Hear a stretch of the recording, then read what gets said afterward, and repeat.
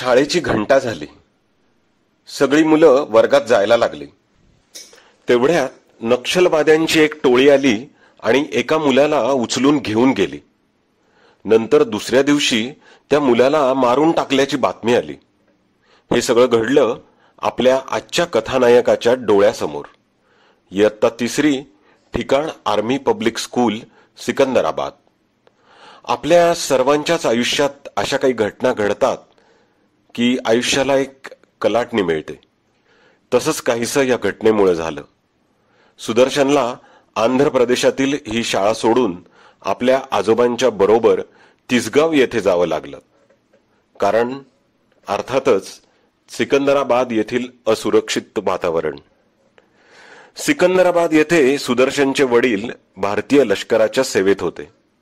आजोबांबरोबर सुदर्शन तिसगावला आजोळी म्हणजे आईच्या माहेरी दाखल झाला. दोघी मोठ्या बहिणी आधीपासूनच तिसगावला राहत होत्या. एकत्र कुटुंब, कुटुंबातील सदस्यांची संख्या 25, मोठा 36 खणी वाडा, नवीन शाळा, नवीन मित्र, असं सगळं नवीन पान उलगडलं गेलं. आर्मी पब्लिक स्कूलपेक्षा तिसगावचं श्री वृद्धेश्वर हायस्कूल हे फारच वेगळं आणि साधंसुधं होतं. तिसगावचे एक डॉक्टर देशमुख होते. ते राष्ट्रीय स्वयंसेवक संघाची शाखा चालवायचे. मग आपला गडी त्या शाखेत जायला लागला तो आज तागायत. मोठा वाडा असल्यानं संघ परिवारातील लोक आले की ते वाड्यावरच उतरत. त्यामुळे संघ परिवारातील लोकांचा लहानपणापासूनच सहवास लाभला. या शाळेतल्या काळे सरांच्या अनेक आठवणी सुदर्शनच्या गाठीशी आहेत. तिसगावला बैल पोळ्याचा सण साजरा व्हायचा. बैलांच्या शर्यती व्हायच्या. बैलांच्या शर्यतीच्या वेळी बैलांनी जोरात पळावं म्हणून बैलांना काठीने मारलं जायचं. हे आपल्या मित्राला आणि त्याच्या बालमित्रांना पटलं नाही. गावच्या पाटलांना सांगून त्यांनी ही प्रथा बंद करायला लावली. दरम्यानच्या काळात कोपरगावच्या मावशीच्या यजमानांचं अपघाती निधन झालं. तिला कोणी मुलबाळ नसल्याने मावशी पण तिसगावला राहायला आली. तिच्या यजमानांच्या अपघाती निधनामुळे जी काही नुकसान भरपाई मिळाली होती त्यातून कुटुंबाने किराणा मालाचा व्यवसाय सुरू केला. सुदर्शनची शाळा असायची सकाळी. दुकान उघडून झाडून तो शाळेत जायचा. दुपारी पण दुकान चालवायची जबाबदारी असायची. घर शेणाने सारवणं, कोंबड्या पाळणं, शेळीचं दूध काढणं, आठवडी बाजारामध्ये दुकान मांडणं असे उद्योग चालूच असायचे. आठवडी बाजाराच्या दुकानदारीने बरीच दुनियादारी शिकवली. पोळी चपाती ही वर्षातून एकदा दोनदाच सणावाराला बनायची. वडील जम्मू काश्मीरला सीमेवर असताना रेडिओवर युद्धाच्या वेगवेगळ्या बातम्या यायच्या. अशाच एका बातमीत कळलं की वडिलांची जी पलटण होती तिच्यातील एका जवानाला गोळी लागली. तो जखमी झाला आणि त्यांची पलटण एका ठिकाणी अडकून पडली. ही पलटण परत येईल किंवा नाही अशी परिस्थिती होती. साधारणपणे 4-5 दिवस या बातम्या रेडिओवर सांगितल्या जायच्या आणि गावातला एकमेव रेडिओ वाड्यावर होता. खूप लोक बातम्या ऐकायला यायचे, उलटसुलट चर्चा करायचे. या सगळ्याचा परिणाम म्हणून सुदर्शनच्या आईंना त्या काळातच उच्च रक्तदाबाचा त्रास सुरू झाला. 3री ते 9वी अशा त्या तिसगावच्या प्रवासानंतर नगरचा टप्पा आला. एक नवीन वाट सुरू झाली. नगरची शाळा सुरू झाली ती 10वी पासून. त्यातलाही 1 महिना तिसगावच्या शाळेतच काढला.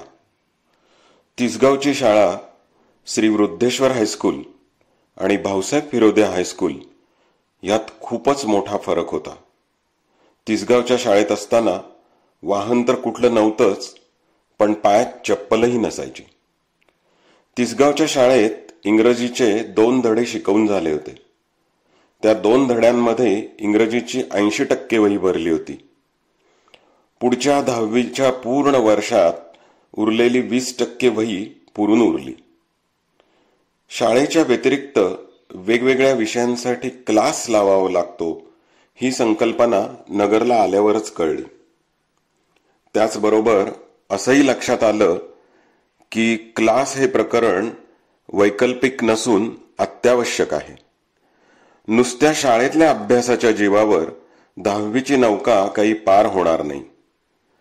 म्हणून मग वेल्हा सरांचा इंग्लिशचा क्लास लावला. बॅच मिळाली संध्याकाळची आणि ती होती स्कॉलर बॅच. वेल्हाळ सर संघाचे होते. सुदर्शनही संघाचा असल्यामुळे त्याला पुढे बसायला लागायचं. क्लास सुरू करताना सर प्रार्थना घ्यायचे. तेवढी प्रार्थना सोडली तर क्लासमधलं काहीच कळायचं नाही. क्लासमध्ये संगीता बोरा, साधना अशी दिग्गज मंडळी होती. सरांनी काहीही विचारलं की ही मंडळी पटापट उत्तरं द्यायची. टेनिसची मॅच पाहिल्यासारखं इकडून तिकडे डोकं हलवायचं एवढाच उद्योग क्लासमध्ये होता.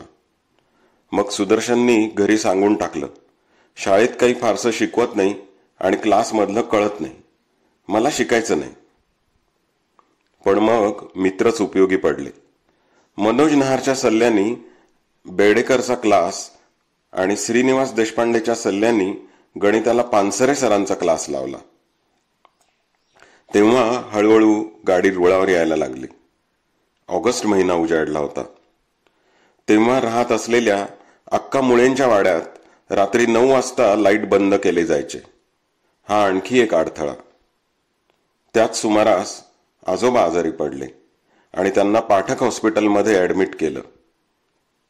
एक समाधान असं की बरं झाल्यावर आजोबांनी मनापासून केलेल्या सेवेचं खूप कौतुक केलं. जानेवारी महिन्यात मुळेवाडा सोडून महाजन गल्लीत राहायला जावं लागलं.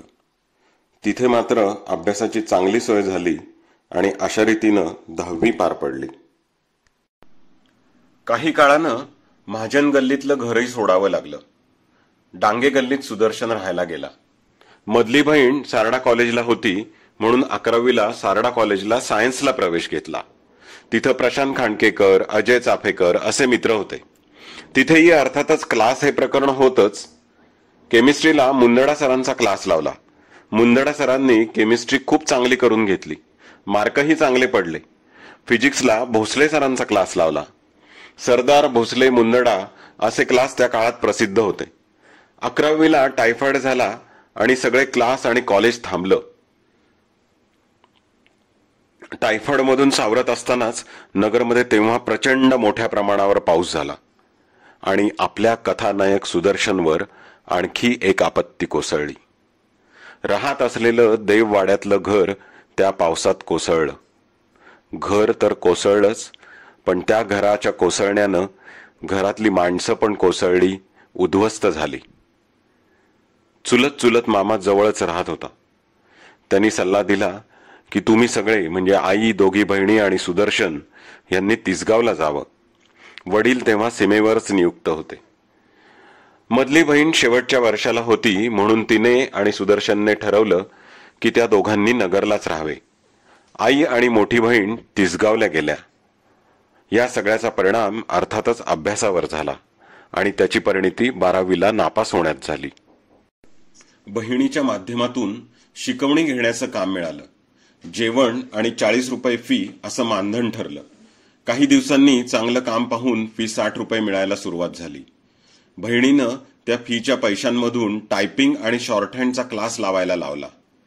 सायन्स अभ्यासक्रमाचं शिक्षण घेणं हा विषय संपला होता आणि सुदर्शननी कॉमर्स विद्याशाखेला प्रवेश घेतला.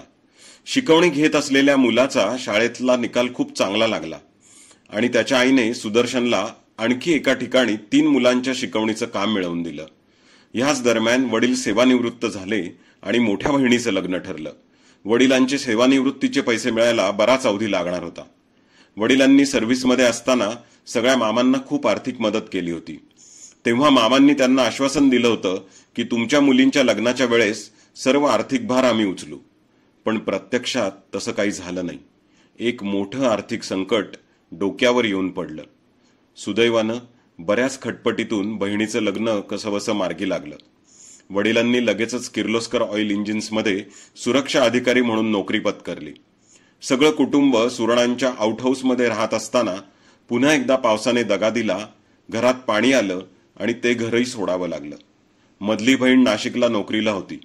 मग आई पुन्हा तिसगावला गेली. वडील आणि सुदर्शन नगरला राहिले. नगरच्या बागवान सरांना एका स्टॅटिस्टिकल सर्व्हेचं काम मिळालं होतं. त्या कामाबरोबरच त्यांनी कम्प्युटरचे क्लासेसही सुरू केले होते. तिथे सुदर्शननी कामाला सुरुवात केली. ऑफिस सांभाळणं आणि सर्व्हेचं काम करणं असं कामाचं स्वरूप होतं. 10 पैसे पर हेक्टर असा सर्व्हेच्या कामाचा मोबदला मिळायचा. इथेच त्याची आणि शशी कर्डिलेची भेट आणि मैत्री झाली. अशा प्रकारे नोकरी शिकवण्या करत सारडा कॉलेजचा कॉमर्सचा प्रवास सुरू झाला. भिंतीवर एका ठिकाणी SBI बँकेच्या भरतीची जाहिरात पाहण्यात आली. ती परीक्षा दिली आणि परीक्षेचा पहिला टप्पा यशस्वीरित्या पार पडला. मुंबईला मुलाखतीसाठी बोलवणं आलं. मुंबईला गेल्यावर असं दिसलं की तिथे शिवसेनेची लोकाधिकार नावाची समिती होती आणि ती महाराष्ट्रीयन उमेदवारांना नोकरी मिळवून देण्यासाठी प्रयत्न करायची. पण त्यासाठी त्यांना स्थानिक आमदार किंवा खासदाराचं शिफारस पत्र लागायचं.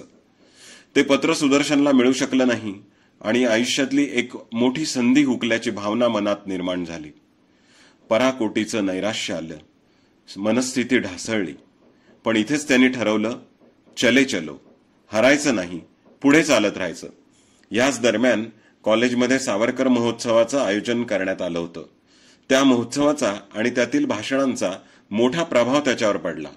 कार्यक्रमाचं आयोजन अखिल भारतीय विद्यार्थी परिषदेनं केलं होतं. परिषदेतल्याच एका मैत्रिणीनं सुदर्शनच्या सदस्यत्वाचा फॉर्म भरून घेतला आणि आयुष्यात एक वेगळा प्रवाह सुरू झाला. परिषदेच्या कामाची सुरुवात झाली. विवेकानंद जयंतीच्या एका कार्यक्रमाची जबाबदारी देण्यात आली. 12 जानेवारी 1987ला सुदर्शननी आयुष्यातलं पहिलं भाषण केलं आणि इथंही मैत्र मदतीला आलं. सुगंधा कौंडिण्य आणि गीता कुलकर्णी या दोघींनी त्याच्याकडून भरपूर तयारी करून घेतली आणि भाषण यशस्वी झालं. भाषण करताना थरथरणारे पाय दिसू नयेत म्हणून वडिलांचा पायजामा घातला होता अशी आठवण सुदर्शन सांगतो. परिषदेच्या कार्यक्रमात पुढची सगळी वर्ष झोकून दिली. या काळातच मागासवर्गीय विद्यार्थ्यांच्या हॉस्टेलचं आंदोलन केलं. तिथला भ्रष्टाचार उघडकीस आणला. निकृष्ट दर्जाचं अन्न हा आंदोलनाचा विषय होता. वसतिगृहाच्या अधिकाऱ्यांना वखारीतून निकृष्ट दर्जाचा माल घेताना रंगेहात पकडलं. हे आंदोलन तेव्हा नगरमध्ये खूप गाजलं. यानंतर वेगवेगळ्या आंदोलनांची यशस्वी मालिकाच सुरू झाली. असंच एक इंजिनिअरिंगच्या विद्यार्थ्यांसाठी केलेलं एटीकेटीचं आंदोलन बरंच गाजलं. हे आंदोलन यशस्वी झालं म्हणून आशा टॉकीजच्या चौकात मोठा सत्कार झाला. ह्या सर्व कामांमुळेच परिषदेनं पुणे विद्यापीठाच्या सिनेटवर सिनेट सदस्य म्हणून सुदर्शनला पाठवलं. अशा प्रकारे नगरच्या समाजकारणात सुदर्शननी त्याचा ठसा उमटवला. ही सर्व कामे घरच्यांच्या दृष्टीने नसते उद्योग होते. पण एकदा सुदर्शनला कावीळ झाली आणि तेव्हा मित्रमैत्रिणींचा जो पाठिंबा मिळाला तो पाहून घरच्यांचा दृष्टिकोन बदलला. MCOM पर्यंत शिक्षण झाल्यानंतर वडिलांनी अर्थातच नोकरी करण्याचा सल्ला दिला. मग सुदर्शननी नगरच्या अडवाणी कंपनीमध्ये नोकरी सुरू केली. पण महिन्याभरातच ही कंपनी कामगारांच्या आंदोलनामुळे बंद पडली. पिंपळगाव माळवी येथे सुरेंद्र शिंदे यांची केमिकल फॅक्टरी होती.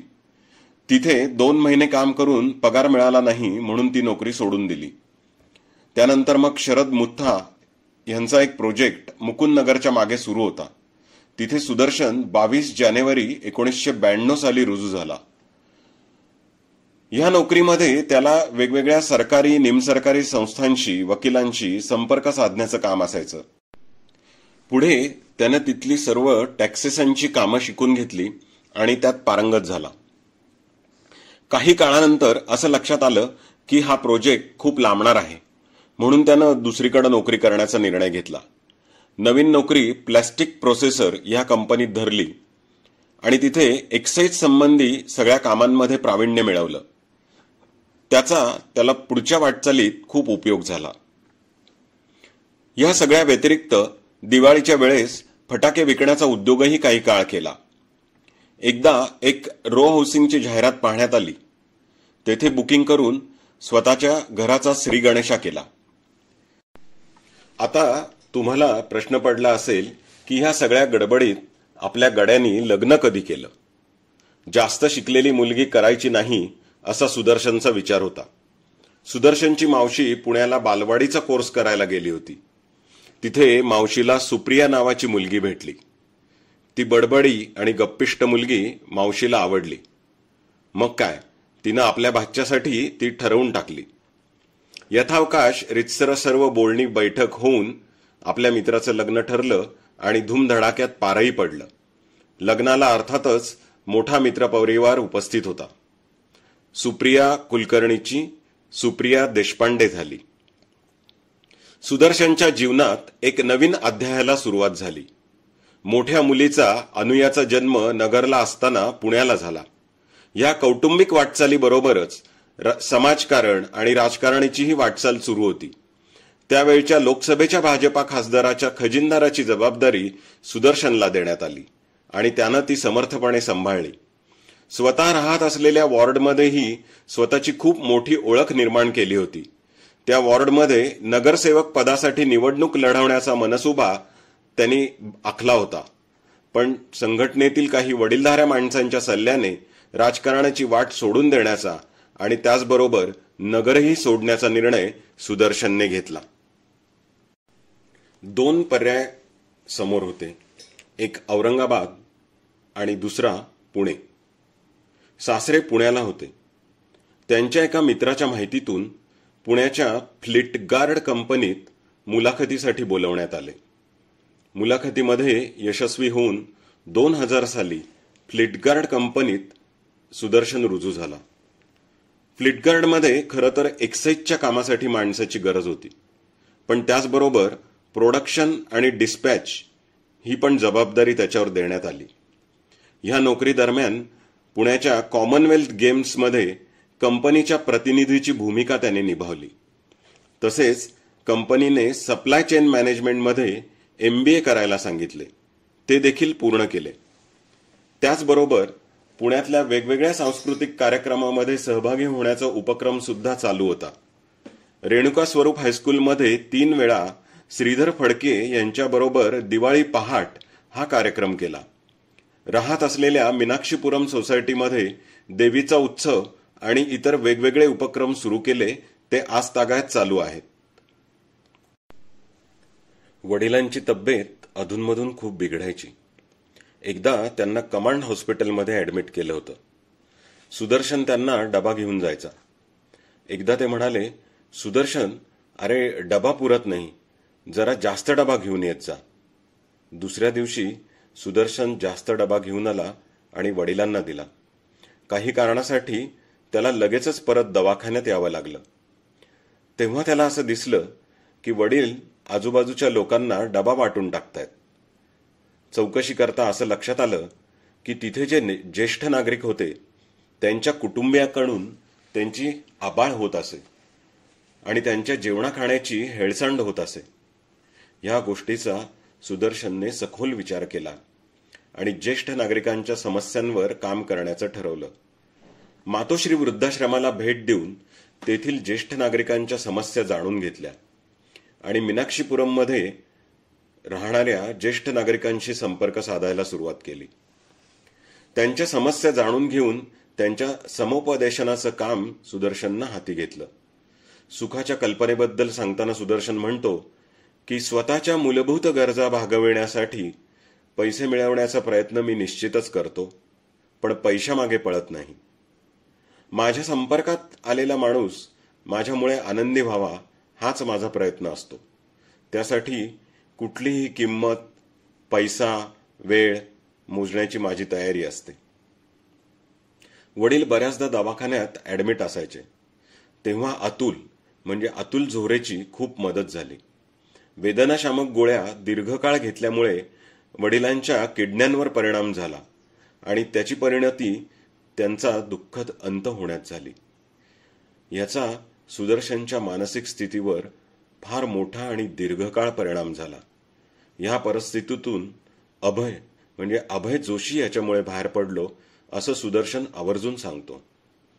वर्तमानपत्रात एकदा ऑडिशनची जाहिरात पाहिली. सहज वेळ घालवायचा म्हणून सुदर्शन त्या ऑडिशनसाठी गौरीला म्हणजे धाकट्या मुलीला घेऊन गेला. सर्व तयारी करून आलेल्या स्पर्धकांमधून काहीच तयारी नसलेल्या गौरीची एका लग्नाची दुसरी गोष्ट ह्या मालिकेसाठी निवड झाली. 1 जानेवारी 2015ला 8:15 एका लग्नाची दुसरी गोष्ट ह्या मालिकेच्या शुभारंभाचा पहिला शॉट गौरीवर चित्रित करण्यात आला. त्यानंतर आई अंबाबाई, जुळणी येता रेशीम गाठी ह्या मालिका आणि बाबांची शाळा हा चित्रपट असा रुपेरी प्रवास सुरू झालाय.